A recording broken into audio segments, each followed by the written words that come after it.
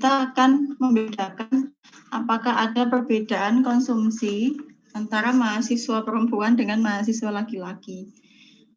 Biasanya atau dugaan kita, mahasiswa wanita itu lebih besar konsumsinya dibandingkan mahasiswa laki-laki. Nah, di sini ada atribut berupa jenis kelamin. Nah, jenis kelamin ini kan tidak kuantitatif, nggak ada angkanya. Nah, kemudian bagaimana kita memasukkan ke dalam model? Caranya dengan menggunakan variabel dummy. Contoh yang lain selain jenis kelamin, misalnya kemudian krisis ekonomi, kemudian misalnya tingkat pendapatan, kemudian status pernikahan, dan lain-lain. Itu semua adalah variabel yang bisa kita analisis menggunakan regresi, tetapi berupa kualitatif.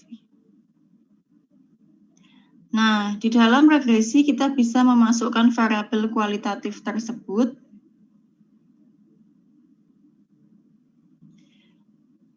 di dalam model dengan cara memberikan atribut. Biasanya yang ada atributnya, yang kita duga tadi wanita itu konsumsinya lebih tinggi, misal kita kasih angka 1. Sedangkan yang laki-laki kita kasih yang angka 0. Misalnya seperti itu. Kemudian variabel kualitatif ini selain juga mengindikasikan ada tidaknya sebuah atribut, juga bisa diaplikasikan dalam mengkuantitatifkan atribut yang bersifat kualitatif untuk membentuk variabel yang sifatnya buatan atau artifisial, atau dalam ekonometrika kita menyebutnya sebagai variabel dummy ke dalam proses persamaan regresi. Biasanya kalau 1 itu menunjukkan ada atribut, kalau yang 0 tidak ada atribut. Nah, bagaimana kita menentukan 0 dan 1 itu bagaimana? Sebetulnya bebas. Yang laki-laki kita kasih 1 boleh, yang perempuan kita kasih 0 juga boleh. Jadi tidak ada ketentuan khusus ya. Yang 1 harus bagaimana, yang 0 harus bagaimana, itu tidak ada. Atau misal kita mau meneliti apakah ada perbedaan gaji karyawan laki-laki dengan karyawan perempuan. Jadi variabel Y-nya atau variabel dependennya adalah gaji karyawan, kemudian variabel independennya karyawan laki-laki dan karyawan perempuan. Misal 1 jika karyawannya itu pria dan 0 jika karyawannya itu wanita. Contohnya seperti itu. Nah, ini yang saya sebutkan tadi ya. Selain jenis kelamin terhadap gaji atau jenis kelamin terhadap konsumsi, yang lainnya adalah pengaruh kualitas produk terhadap omset. Kemudian pengaruh harga terhadap kepuasan pelayanan. Misal kalau puas itu atributnya 1, kalau nggak puas 0. Kemudian ini pengaruh tingkat pendidikan terhadap umur perkawinan pertama.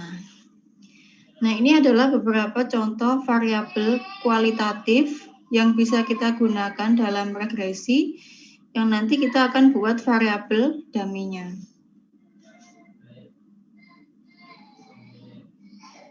Ini ya, variabel kualitatif yang berbentuk kategori. Kategori itu kayak tadi, jenis kelamin, kan ada 2 kategori, perempuan dan laki-laki.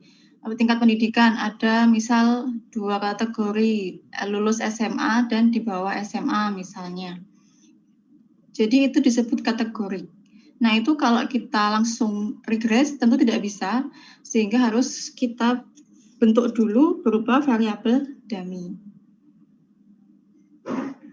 Oke ya. Langsung saja.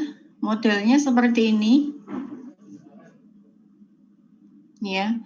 Misalnya ini kita mengambil contoh Y adalah harga produk. D itu dummy ya. Dummy-nya kalau 1 di kota, kalau 0 di desa. Berarti 1 itu kita berikan atribut, yaitu 1, sedangkan 0 desa itu tidak mengandung atribut. Apakah boleh kita melihat sebuah regresi dengan satu variabel independen saja dan berupa variabel kualitatif? Boleh. Ini untuk analisis yang sederhana ya, misal harga produk BBM misalnya. Di kota dan di desa bisa jadi berbeda harganya, atau di Jawa, misal 1 di Jawa, 0 di luar Jawa. Nah, bisa jadi harga BBM di Jawa dan di luar Jawa itu beda. Maka kita bisa menggunakan model ini. Dependent variabelnya harga produknya, harga BBM misalnya, dummy-nya itu 1 di Jawa, 0 di luar Jawa. Seperti itu ya.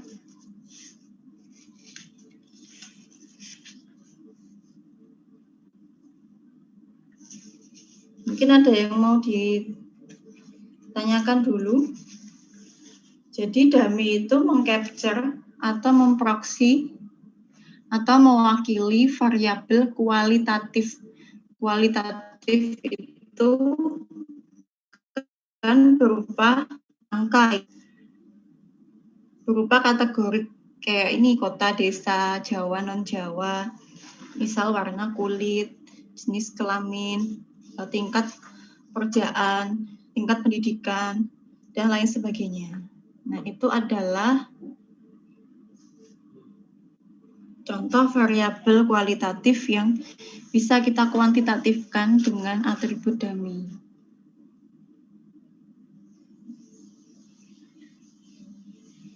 Nah, dari contoh ini tadi, kita bisa mengasumsikan apakah harga produk ditentukan penjualannya di desa atau di kota. Asumsinya begini, untuk yang atribut dummy sama dengan 1 atau di kota, itu nanti intercept ditambah slope. Sehingga ini disebut atribut ya, ada intercept dan slope. Sedangkan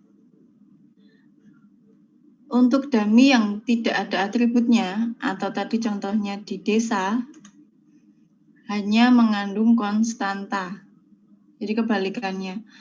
Yang di kota, E itu ekspektasi, expected, Y itu adalah variabel dependent, D dummy 1 sama dengan alpha plus beta atau konstanta dan slope-nya atau koefisiennya. Yang di desa, expected dependent variable, dummy-nya sama dengan 0 atau tanpa atribut, dan itu sama dengan sama dengan intercept atau konstanta. Nanti ketika ini koefisien ini sama dengan 0, artinya tidak terdapat perbedaan harga antara tingkat penjualan di desa maupun di kota. Tapi jika koefisiennya tidak sama dengan 0, maknanya adalah terdapat perbedaan harga antara kota dengan desa. Nah, untuk variabel dummy biasanya diregres dengan metode OLS atau ordinary least square seperti yang biasa kita gunakan sebelumnya. Kalau ini mungkin belum ada bayangan, nggak usah terlalu dipusingkan. Kan kita kuliahnya praktek ya, sehingga nanti kita belajarnya learning by doing sambil di Evius, nanti sambil kita estimasi dan interpretasikan hasilnya. Nah, ini contoh lain nih. Kalau ini tadi hanya ada satu variabel independen ya, berupa dummy. Kalau yang selanjutnya contohnya kita model variabel bebasnya ini kombinasi, ada yang kuantitatif tapi juga ada yang menggunakan dummy. Contohnya ini analisis mengenai gaji dosen di sebuah perguruan tinggi swasta berdasarkan jenis kelamin dan lama mengajar. Kalau lama mengajar ini sudah pasti kuantitatif ya, bisa dihitung angkanya. Ada yang misal 5 tahun, 10 tahun, dan sebagainya. Tapi kalau jenis kelamin kan nggak ada angkanya, bukan kuantitatif. Nah ini kombinasi, variabel independennya ada yang kuantitatif, ada yang kualitatif. Ya, di sini ini gaji dosen ya, ini gajinya. X adalah lamanya mengajar. Nih, satuannya tahun. Kemudian dummy-nya ini, dummy itu tidak harus dilambangkan dengan D kapital, tetapi juga bisa dengan G atau huruf kapital yang lain, asal kita tulis keterangan di bawah atau di atas model yang kita gunakan. Misalnya untuk yang kedua ini kita menggunakan G kapital untuk variabel dummy-nya. Nah, di sini 1, ini untuk dosen yang berjenis kelamin laki-laki. Kemudian yang 0 untuk dosen yang perempuan. Bedanya kita lihatnya dari mana antara gaji dosen laki-laki dengan gaji dosen perempuan. Kita lihatnya di sini. Untuk rata-rata gaji dosen perempuan, ya, ini konstanta ditambah ini lama mengajar.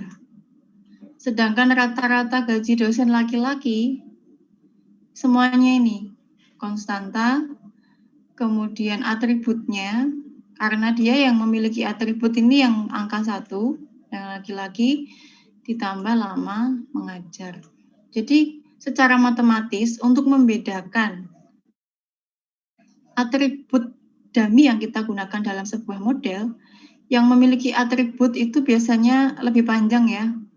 Jadi mengandung konstantanya, kemudian koefisiennya, dan kalau ada variabel independen tambahan. Seperti yang tadi, ini juga sama kan, yang ada atributnya itu adalah bedanya dia ada konstanta dan koefisien, sedangkan yang nggak ada atribut hanya terdiri dari konstanta. Oke ya, ini rata-rata gaji. Sesudah itu kita masuk ke sini, masih melanjutkan yang gaji dosen tadi. Nah, lebih detail lagi kita tahu dari mana bedanya gaji dosen laki-laki dengan gaji dosen perempuan. Ini jika alfa 2 itu kan koefisien dummy-nya. Jika koefisien dummy-nya itu 0, artinya tidak ada diskriminasi gaji atau tidak ada perbedaan gaji dosen perempuan dengan gaji dosen laki-laki.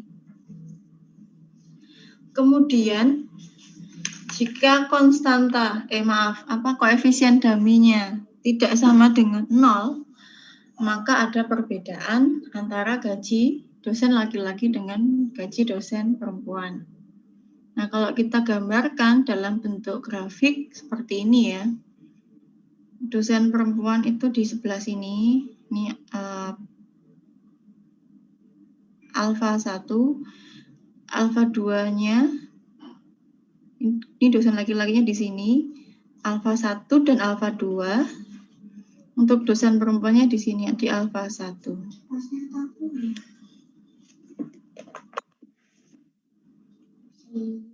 Ya, jadi ini secara matematis ya. Biasanya akan kita tulis matematisnya ini di bab 3. pada metode penelitian ya, atau metode penulisan. Nah, ini seperti yang saya katakan tadi, bagaimana kita memberikan atribut, apakah ada standar bakunya?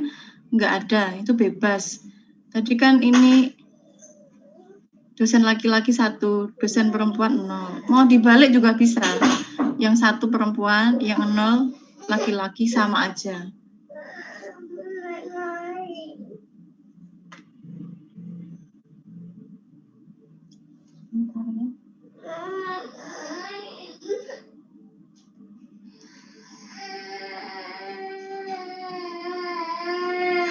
Sebentar ya.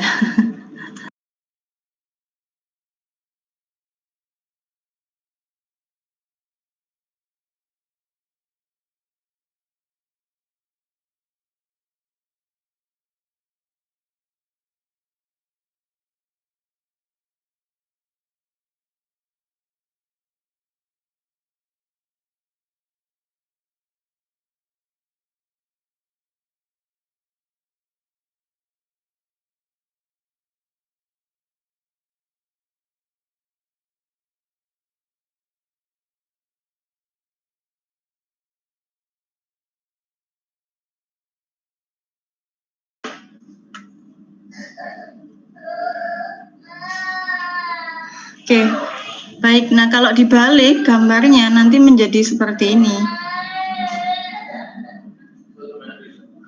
Nah, ini di sini sumbu absisnya ini berupa pengalaman mengajar, sumbu vertikalnya adalah gajinya.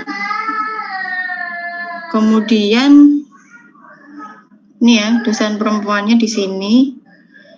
Dosen laki-lakinya ini nih alfa 1 ya.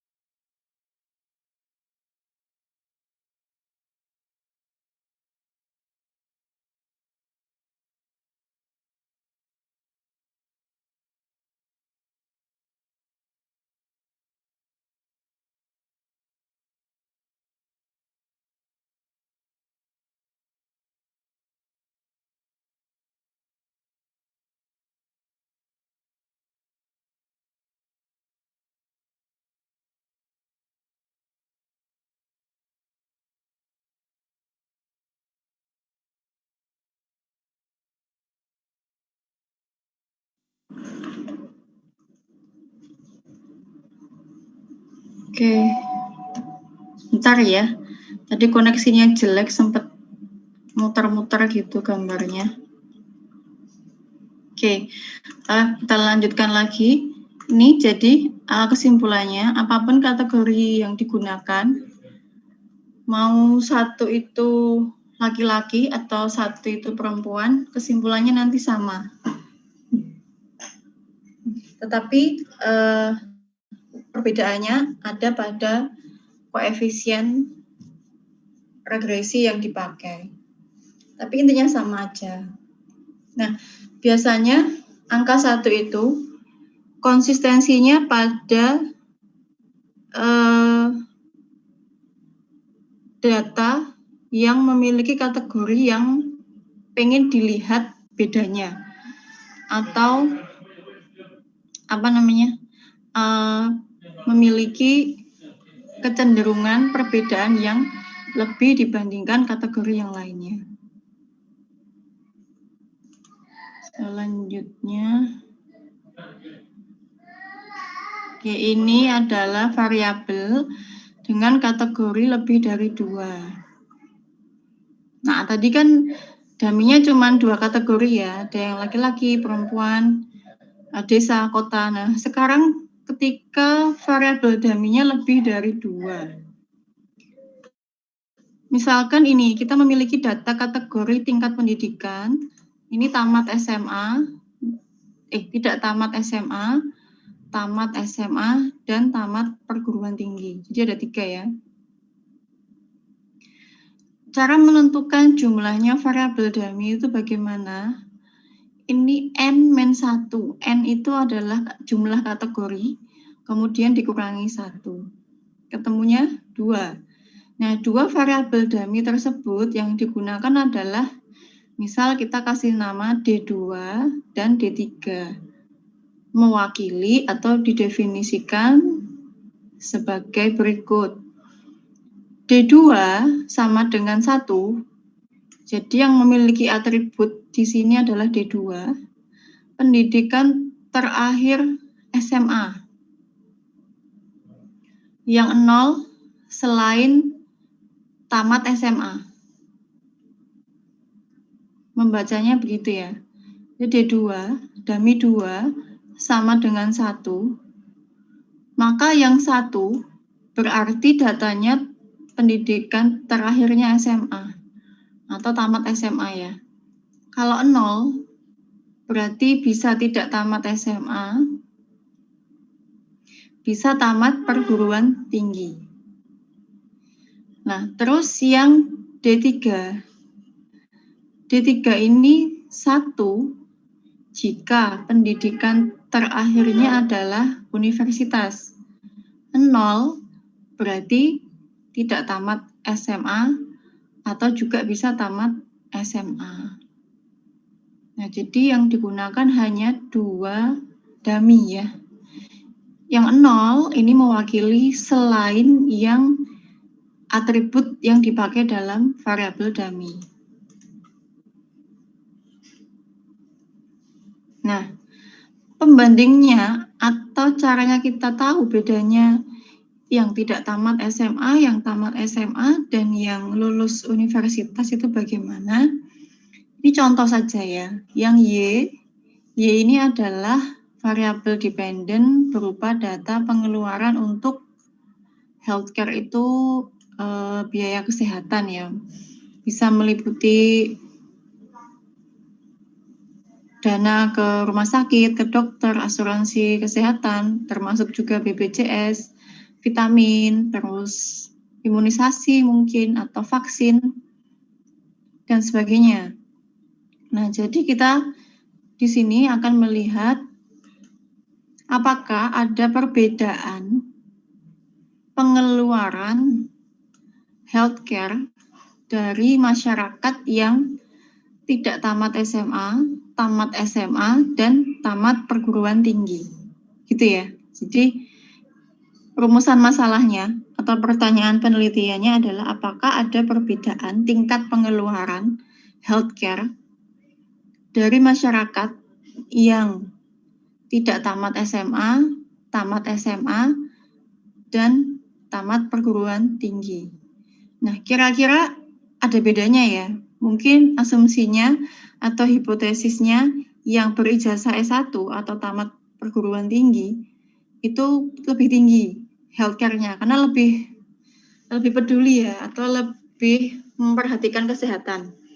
Sedangkan yang tidak tamat SMA bisa jadi kita memiliki hipotesis pengeluaran kesehatannya paling rendah karena mungkin jenis pekerjaannya tidak sebaik jenis pekerjaan yang tamat SMA, apalagi yang tamat perguruan tinggi, dan tingkat kesadaran akan kesehatan mungkin juga belum sebaik yang tamat SMA, apalagi yang tamat perguruan tinggi, misalnya gitu. Jadi sekali lagi saya ulangi ini rumusan masalahnya, apakah ada perbedaan tingkat pengeluaran healthcare dari masyarakat yang memiliki ijazah tidak tamat SMA, dan tamat perguruan tinggi.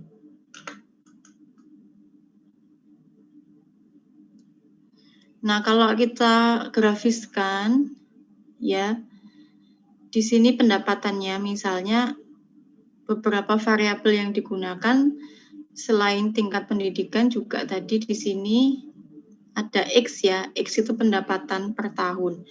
Nah, pendapatan itu biasanya berhubungan dengan saving ya. Kalau pendapatannya sama dengan 100, konsumsi sama dengan 100, berarti savingnya 0. Misalnya.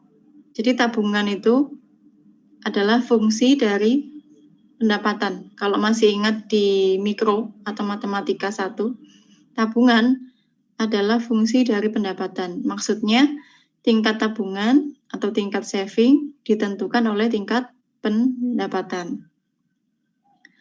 Yang di sumbu horizontal ini adalah income atau pendidikan atau pendapatan masyarakat, sedangkan yang sumbu vertikal ini adalah tingkat savingnya. Ini ya. Yang alfa 1 ini menggambarkan yang tidak tamat SMA. Kemudian yang SMU itu nih alfa 1 dan alfa 2. Yang perguruan tinggi semuanya ini dari alfa 1 sampai alfa 3. Ini ya. Tidak tamat SMU alfa 1 plus pendapatan per tahun. Kemudian yang tamat SMU ini intercept plus koefisien daminya dan pendapatan per tahun. Lalu yang berijazah S1 ya atau yang tamat perguruan tinggi ini konstanta ditambah alfa 3 daminya yang di alfa 3 ini plus tingkat pendapatan per tahun. Nah, kalau digambarkan seperti ini. Oke.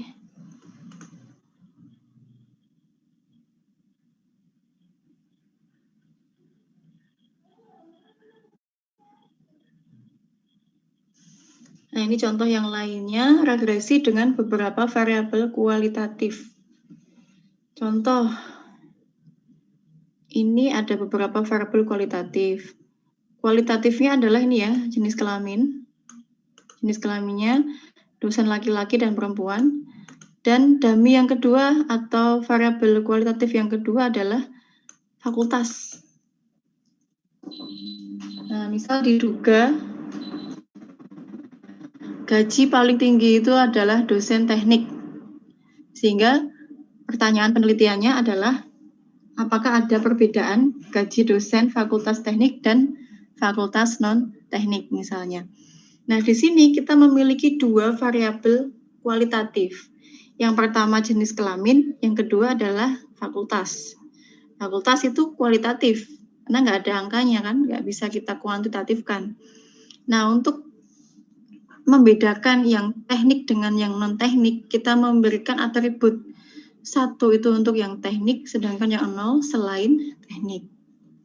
Ini sama aja cara membacanya, atau ini hanya untuk matematika membedakan gaji dosen laki-laki dan perempuan yang ada di fakultas teknik maupun dan non-teknik. Rata-rata gaji dosen perempuan yang mengajar di luar fakultas teknik didapatkan dari ini, alfa 1 atau konstanta, dan pengalaman mengajar atau lamanya mengajar.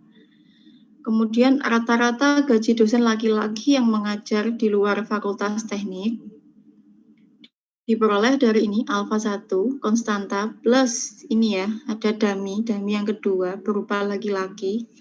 Atributnya kan yang laki-laki. Nah, jadi yang alfa 2-nya ini masuk kata gaji dosen laki-laki plus lama mengajar. rata-rata gaji dosen perempuan yang mengajar di Fakultas Teknik alfa 1 atau konstantanya plus ini alfa 3 koefisien pada dummy fakultas teknik atau non-teknik. Sedangkan rata-rata gaji dosen laki-laki yang mengajar di Fakultas Teknik diperoleh dari alfa 1 koefisien konstanta plus alfa 2 yaitu koefisien pada dummy laki-laki jenis kelamin plus alfa 3 koefisien pada fakultasnya plus selama mengajar. Ini matematisnya ya untuk membedakan perbedaan variabel yang akan kita cari. Nah, ini misalnya ditemukan hasil regresinya seperti ini. Berapa rata-rata gaji dosen perempuan yang mengajar di luar Fakultas Teknik? Ini 7,43 plus ini 1,26 sama dengan ini. Berapa rata-rata gaji dosen laki-laki yang mengajar di luar Fakultas Teknik dengan pengalaman 1 tahun?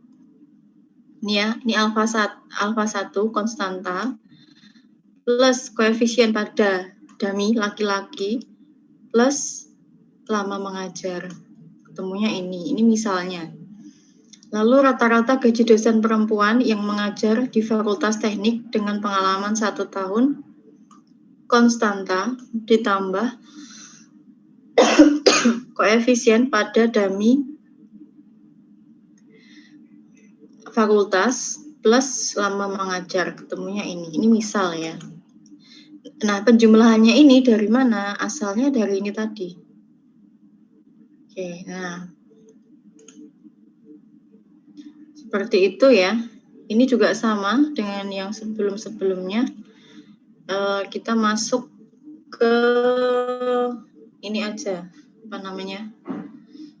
Ifuse-nya. Nah, sebelum kita ke Ifuse, mungkin ada yang mau ditanyakan?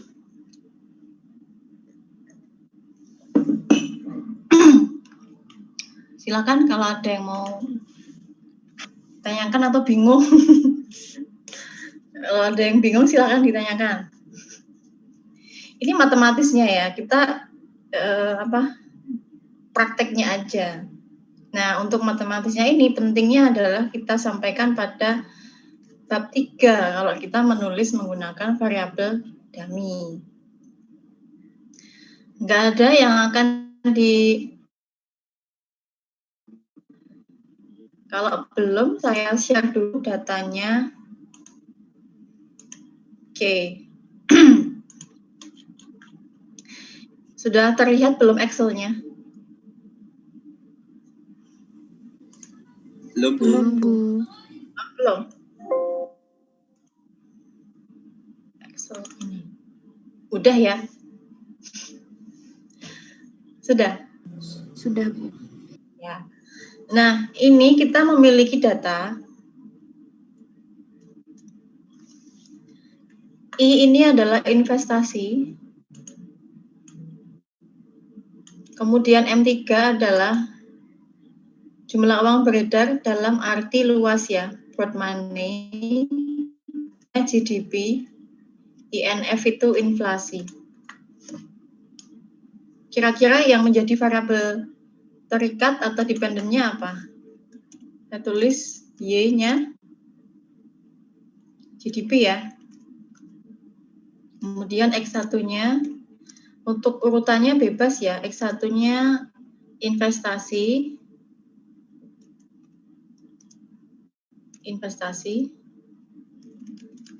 Kemudian X2-nya jumlah uang beredar dalam arti luas yaitu M3. X3 sama dengan inflasi. Oke, jadi kita akan melihat pengaruh investasi JUP, di sini M3 yang digunakan, dan inflasi terhadap GDP. Nah, ini datanya semuanya dalam satuan persen ya. Ini investment ratio. Di sini ada kalau nggak salah ya. Oh, belum ada. Ini satuannya investasi itu persen terhadap GDP. Kemudian M3 juga sama, persen terhadap GDP. Kemudian kalau GDP ini persen ya, ini growth, pertumbuhan ekonomi. Jadi pertumbuhan ekonomi dalam persen. Kemudian inflasi ya jelas persen. Oke. Saya ulangi lagi, kita punya data pendapatan nasional. Ya ampun. Saya menggunakan ini pertumbuhan pendapatan nasional persentase sebagai variabel dependen. Kemudian ada 3 variabel independen, yaitu investasi, satuannya persen terhadap GDP, jumlah uang beredar, satuannya juga sama, persen terhadap GDP, dan inflasi. Nah, yang inflasi ini pasti persen. Ini datanya dari tahun 1970 sampai 2018. Oke. Nah, bisa nggak kita memasukkan variabel dummy dengan menggunakan data ini? Bisa. Sebagai contoh yang terakhir pada PPT tadi, ada contoh Krismon ya. Nah, yang sheet kedua bisa dibuka. Dari tahun 70 sampai 1997 itu 0. Artinya belum ada krisis moneter ya. Ini satu adalah krisis moneter. 0 itu belum ada krisis moneter. Tahun 98 itu Indonesia mengalami krisis moneter yang disebabkan oleh adanya efek domino dari Thailand. Thailand itu mengalami depresiasi yang sangat besar sehingga berdampak ke rupiah. Kenapa rupiah bisa mendapatkan dampak negatif? Karena rupiah itu adalah soft currency. Soft currency itu apa? Mata uang yang tidak kuat. Ya, biasanya dimiliki oleh negara emerging atau sedang berkembang seperti kita. Kalau hard currency, namanya hard itu kan kuat ya. Hard currency itu dimiliki oleh negara-negara yang kuat ya, yang ekonominya bagus. Contoh kayak di Eropa, di Amerika, Jepang, Australia. Nah, itu termasuk hard currency. Oke. Jadi sampai di sini paham ya? Dummy-nya atau atribut yang kita gunakan untuk variabel kualitatif adalah ada tidaknya pengaruh kondisi krisis moneter tahun 98. Yang tahun 70 ini sampai 1997 itu belum ada krisis moneter. Jadi kita kasih 0. Sedangkan mulai tahun 98 sampai 99 itu puncaknya. Tahun 2000 mulai recovery. Nah, tapi sudah ada pergeseran kondisi fundamental ekonomi makro Indonesia setelah tahun 2000 sampai sekarang. Nah, tahun 98 sampai 99, 2000 sampai 2018 ini kita berikan atribut 1. Kenapa? Karena sudah melewati masa krisis. Jadi ini sebelum dan sesudah krisis. Gitu ya. Langsung saja pada SPS. Ifuse ya. Sebentar saya tampilkan. Ifuse.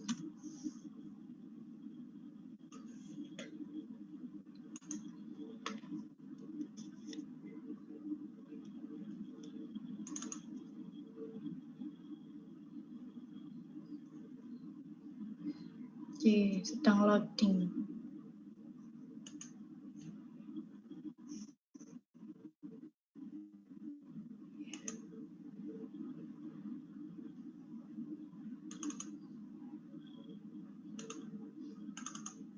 Oke, belum bisa.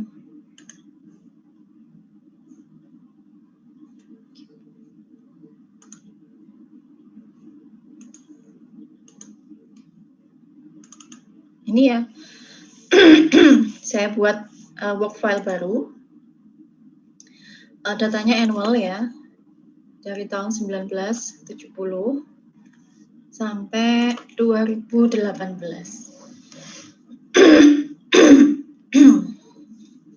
Oke, sambil menunggu, silakan teman-teman buka eViews-nya, kemudian kita entry datanya. Yang nggak bisa copy paste, nanti bisa menggunakan Quick Empty Group atau diimpor. Nah, mungkin ada proses saat copy paste itu ada yang miss, sehingga pas kita lihat datanya di eViews-nya nggak pas.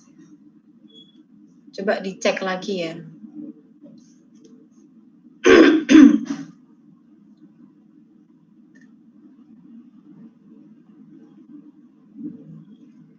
Oke, kalau sudah, ini saya oke. Datanya pilih yang annual ya, kan kita pakai tahunan, mulainya tahun 1970, end date-nya itu 2018. Nah, yang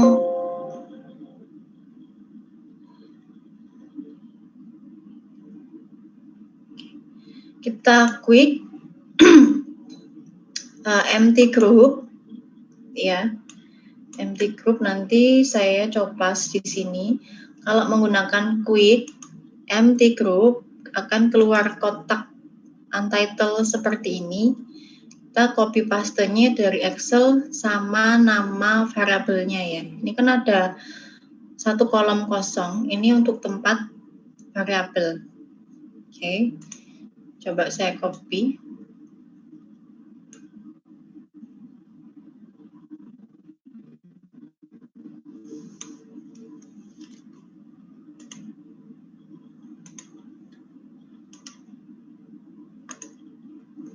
Ya.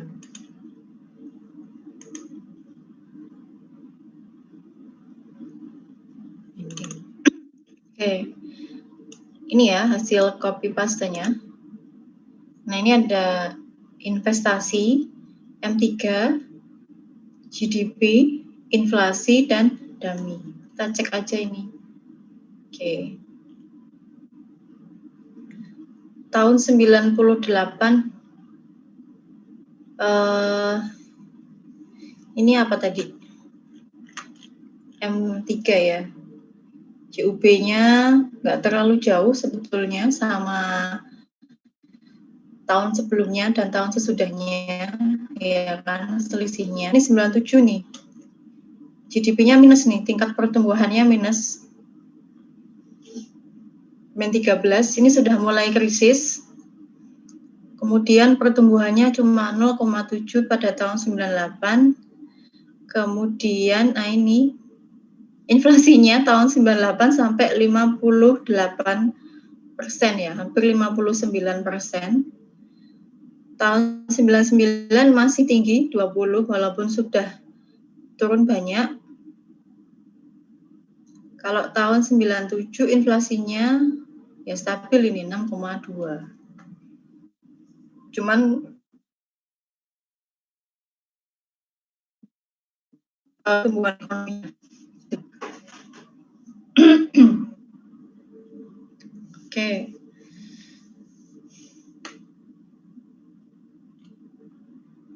Kalau sudah kita estimasi ya, quick estimate equation, Y atau GDP spasi C konstanta, spasi I, spasi M3, spasi inflasi, spasi dummy. Ya, jadi dummy kita masukkan.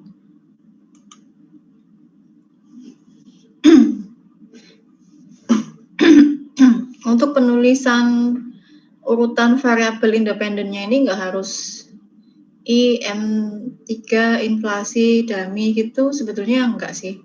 Kalau sudah di kotak equation Avius seperti ini, urutannya acak pun nanti hasilnya sama aja. Cuman yang jelas, yang perlu kita perhatikan adalah ini ya, pemisah antara variabel dependent dengan variabel dependent itu ada konstanta atau C. Kalau sudah metodenya least square, oke. Ya, ini adalah hasilnya.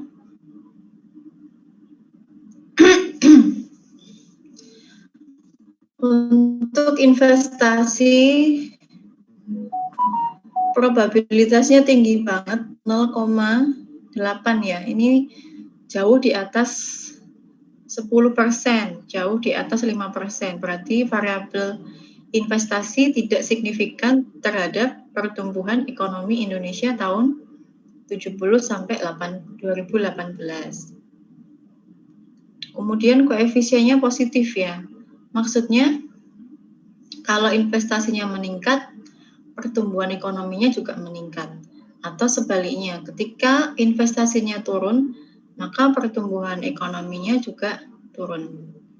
Nah, ini koefisiennya tandanya sesuai dengan teori.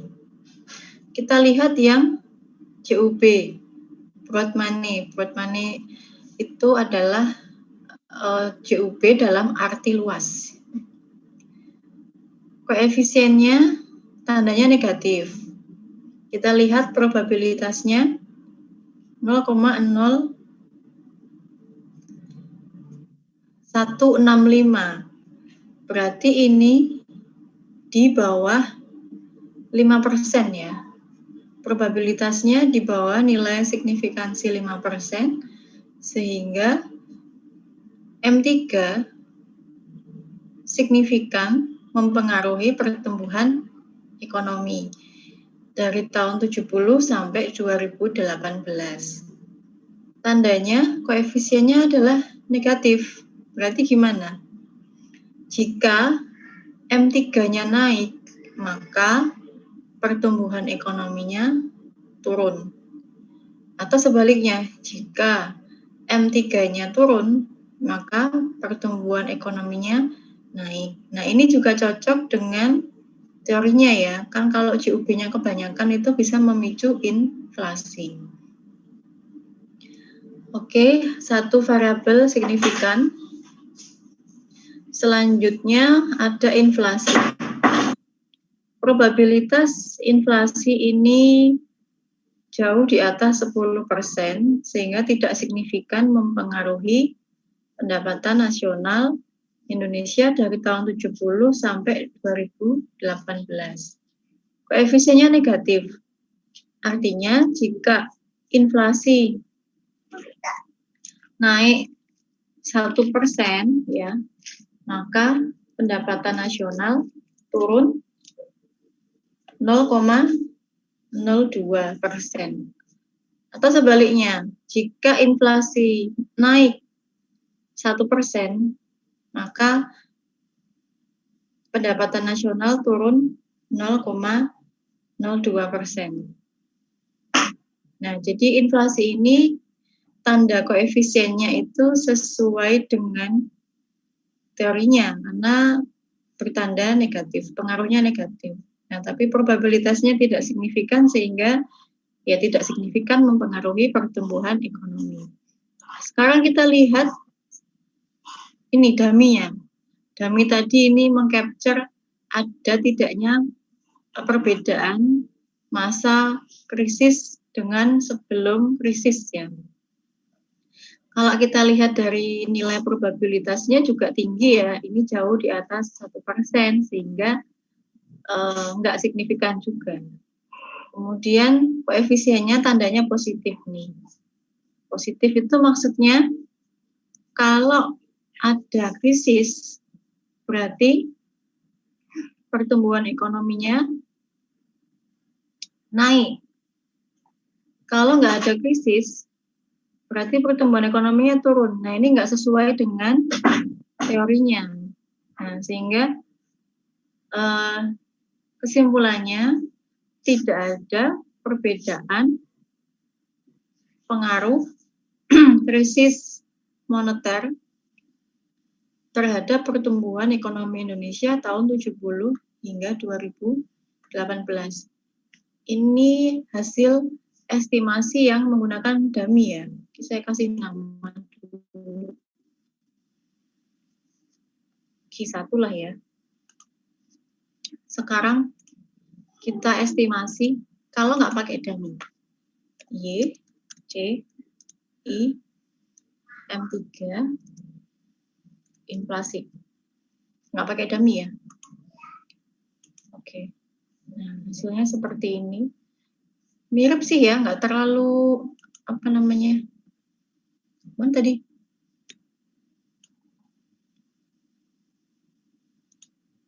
Kok hilang? Ini yang pakai dummy, sebentar. Saya estimasi lagi.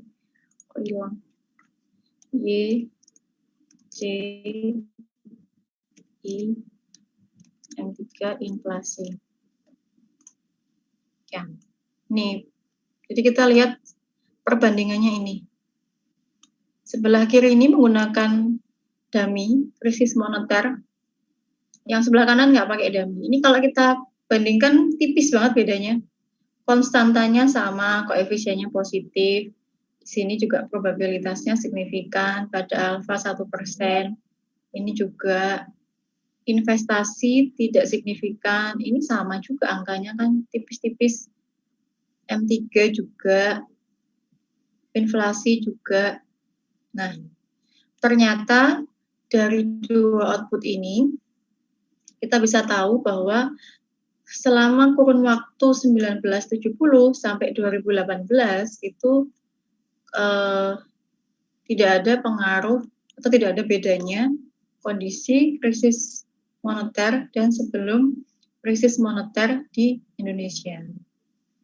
Dan ini cuma ada satu variabel yang signifikan ya, M3 ya. Inflasi enggak, investasi juga enggak. Kalau investasi kenapa enggak signifikan?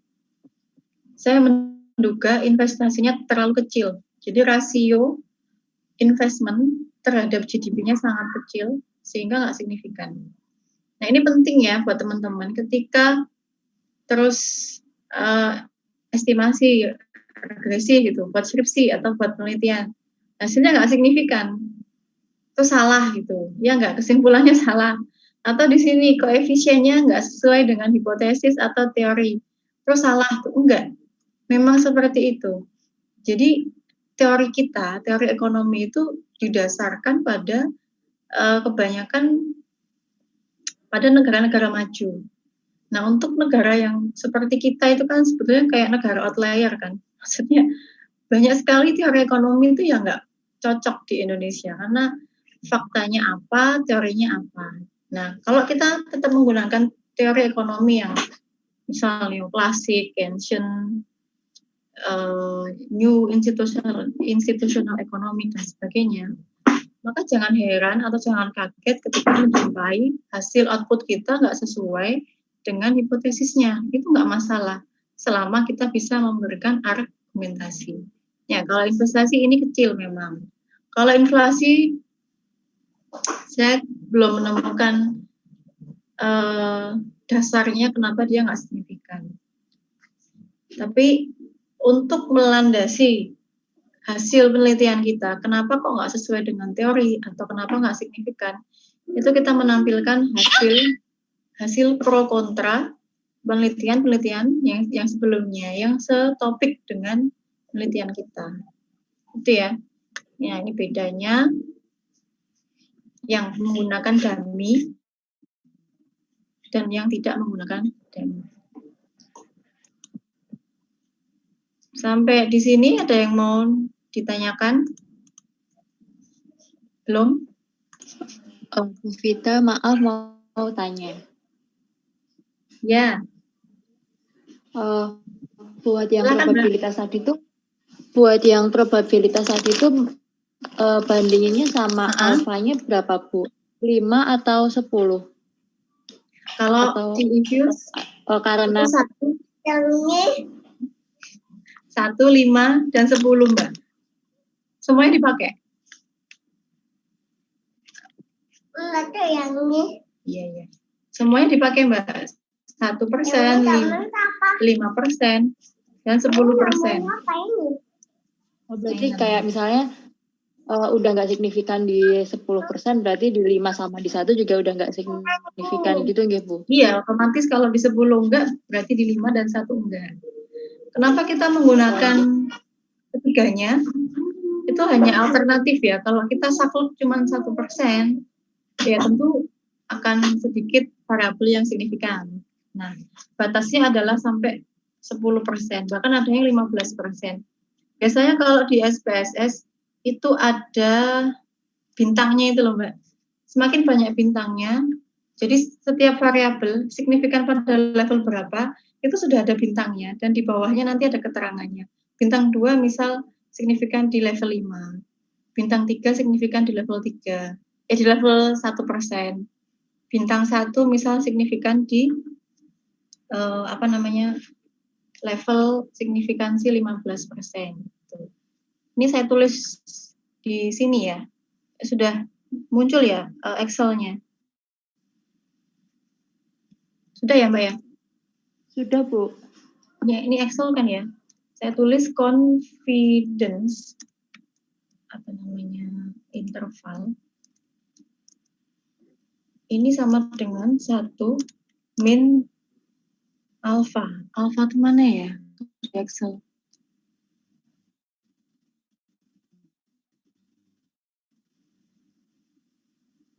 Di sini yang mana ya? Maaf, saya ke kaptek ya. Kalau di Word kan equation, kalau di Excel apa? Tanda alpha itu di mana? Ada ini enggak? Equation enggak di sini? Sebelah mana, Mas? Insert. Hah? Insert? Simbol? Ini off KB ini. Oh, ini nih simbol nih, ada. Ini, Bu, insert simbol. Diki kok nggak bisa? Keluarnya cuma 2. Oh, sebentar. Nggak bisa ya, Mbak. Pokoknya ini alfa ya. Tahu kan simbolnya alfa? Yang kayak A kecil itu kan, Bu? Oh, yang tadi di PPT itu loh. Iya. Ya, tahu. Nah, 1 min, kalau kita menggunakan signifikansi alfanya 5%, berarti confident intervalnya berapa? 95%.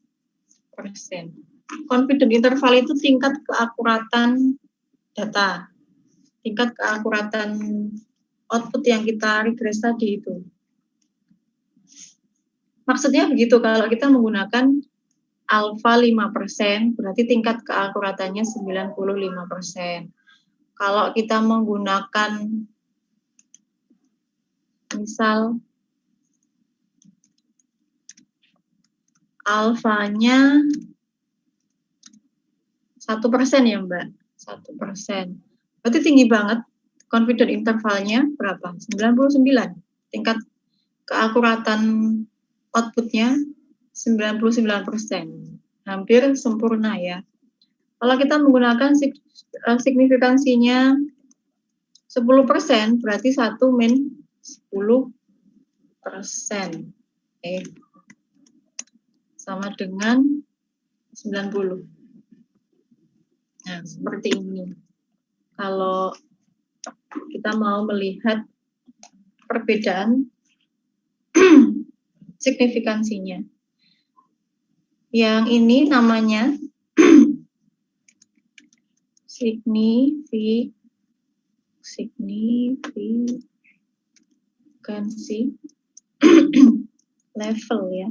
Atau kalau di buku-buku namanya level of significant. Ini adalah besarnya probabilitas menolak hipotesis yang Benar. itu. Nah, kalau dalam ekonometrika ketiganya digunakan. Nanti masing-masing variabel, coba mungkin teman-teman pernah membaca jurnal ya. Di tabel jurnal itu nanti akan ditampilkan setiap variabel itu bisa jadi berbeda-beda level signifikansinya. Ada yang pada alfa 1%, ada yang pada alfa 5%, ada yang pada alfa 10%, bahkan ada yang sampai 15%. Itu masih ditoleransi. Kalau sudah lebih dari 15 biasanya enggak ya. Kan kalau 15 berarti confident intervalnya 85 ya. Oke.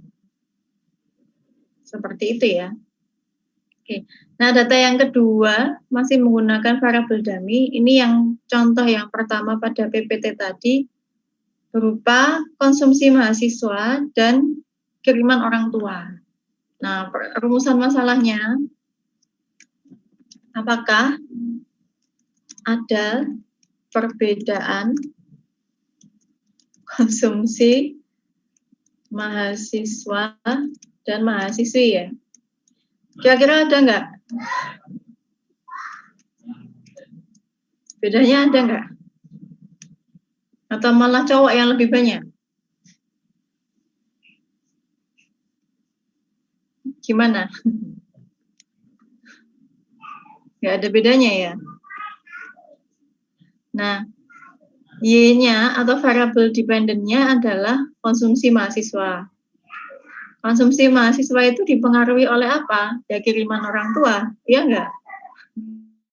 Atau ada yang dapat kiriman siapa gitu? Kiriman beasiswa misalnya, atau kiriman neneknya, atau omnya gitu ya. Nah, jadi kita mau melihat apakah ada perbedaan tingkat konsumsi antara mahasiswa laki-laki dengan mahasiswa perempuan. Oke, ini ada berapa mahasiswa nih? Ada 30 ya. Yang 1 ini laki-laki, yang 0 mahasiswa perempuan. Ya, kita akan melihat ada bedanya apa enggak. Sekarang kita kembali ke Oke, bentar. Ini saya buka yang baru aja. Bentar ya. Oke.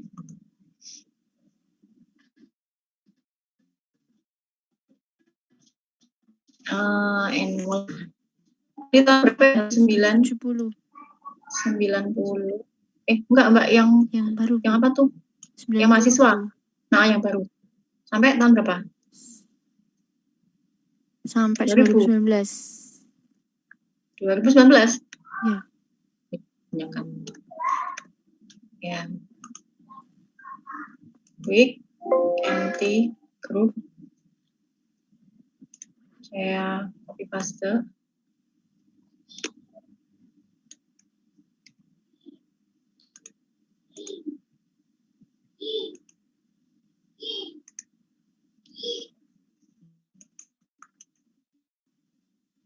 Ya, di sini ya. Nah, ini sudah ada datanya. Ini Y, konsumsi, X-nya kiriman orang tua, D-nya adalah jenis kelamin ya. Oke, quick, estimate, Y, konstanta, X, D1. Ini ya. Hasilnya ini. X ini probabilitasnya 0,0000 di level 1%. Sangat signifikan. Berarti 99% konsumsi mahasiswa itu benar bukan oleh kiriman orang tua. Positif. Ya, positif ini. Jadi kiriman orang tua itu signifikan positif mempengaruhi konsumsi mahasiswa. Sedangkan dummy jenis kelamin ini jauh di atas 10% ya, jauh di atas 10% sehingga nggak signifikan juga.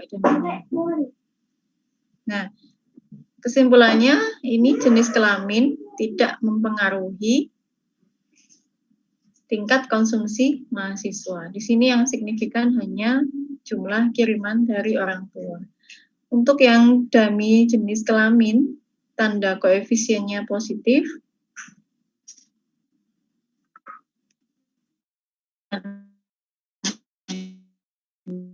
Ada perbedaan di sini, ada perbedaan tingkat konsumsi ya, cuma sayangnya tidak signifikan. Ya mudah ya, untuk dummy itu seperti itu. Aplikasinya pada EView sebetulnya lebih simpel dibandingkan ketika kita membahas teorinya. Kalau teorinya kita tampilkan matematisnya, modelnya, bedanya ini alfa ini tambah koefisiennya dan sebagainya gitu kan. Sebenarnya kalau kita menggunakan EView langsung keluar outputnya bisa kita baca. Mana ada yang mau ditanyakan? Silakan. Atau udah jelas? Oh, Bu Vita tanya. Ya. Kalau kan dulu Ibu, kalau buat menampilkan matematisnya tuh di EView tuh udah ada. Kalau yang dummy ini udah bisa langsung copy paste yang dari EView itu atau enggak Bu, atau beda? Copy paste apa Mbak? Ini, representation ini hasilnya. Maksudnya yang ini atau yang ini? Itu apa sama? Iya, itu sama, kalau sama yang matematis yang di PPT tadi itu apa maksudnya sama atau beda Bu? Kalau yang sama. di PPT sama yang matematis yang di situ? Ini ada kalinya, ada bintangnya. Berarti misalnya nggak membikin sendiri tapi langsung copy paste yang dari sini bisa nggih Bu? Bisa. Nah itu yang pusat matematikanya ya. Biasanya kita replika dari rumus. Ini langsung muncul outputnya. Kalau regresi biasa kemarin kan nggak ada bintangnya tuh. Ini juga nggak. Ini ada bintangnya. Ini ada bintangnya. Gitu. Ini rumus matematikanya ini. Ini adalah hasilnya. Ada lagi? Silakan. Ya, sebentar. Gimana? Ada yang mau tanya? Sudah? Kalau sudah, saya anggap paham ya. Untuk hari ini kita akhiri dulu gimana? Iya, Bu. Sedikit-sedikit yang penting nyantol ya, nyantol di kepala. Untuk info UTS-nya kapan ya Mbak? Belum ada ya kayaknya.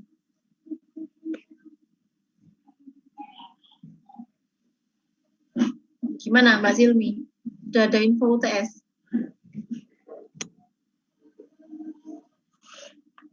Yang lain tahu nggak ada info UTS kapan gitu? Kalau nggak salah November awal, Bu.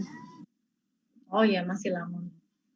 Oke, di sini sudah mau azan. Saya akhiri dulu kuliahnya pada sore hari ini. Terima kasih teman-teman sudah join pada kelas kita. Semoga yang sedikit ini ada manfaatnya dan kita bisa mengambil keberkahan ilmunya ya. Saya tutup. Assalamualaikum warahmatullahi wabarakatuh. Waalaikumsalam.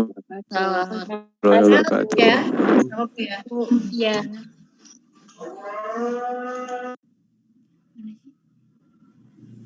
Gak usah sih dulu. Gak apa-apa.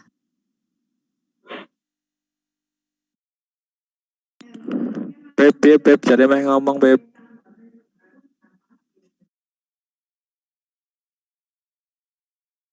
Pep share entah Pep. Tutorialmu loh, Pep. Iya Beb, jadi Pap. Beb. Pap ya.